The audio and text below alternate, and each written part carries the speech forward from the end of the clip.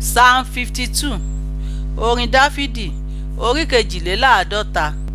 Èéṣe tí ìwọ fi ń ṣe féfé nínú ìwà ìkà, ìwọ alágbára ọkùnrin?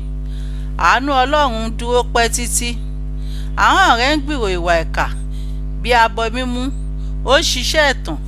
Ìwọ fẹ́ ibi ju ire lọ, àti èké ju láti sọ òdodo lọ. Ìwọ fẹ́ ọ̀rọ̀ ìparun gbogbo, ìwọ ahọ́n ẹ̀tàn. Ọlọ́run yóò sì lọ ọ́ bolẹ̀ láéláé, yóò sì dì ọ́ mú, yóò sì já ọ kúrò ní ibùjókòó rẹ, yóò sì fà ọ́ tu kúrò lórí ilẹ̀ alààyè. Olódodo yóò rí pẹ̀lú, yóò sì bẹ̀rù, yóò sì máa rẹ́rìn rẹ̀ pé, kíyèsí, ọkùnrin tí kò fi Ọlọ́run ṣe agbára rẹ̀, bí kò ṣe ní ọ̀pọ̀lọpọ̀ ọrọ̀ rẹ̀ ni ó gbẹ́kẹ̀lé, ó sì mú ara rẹ̀ le nínú ìwà búburú rẹ̀. Ṣùgbọ́n èmi dàbí igi ólífì tútù ní ilé Ọlọ́run.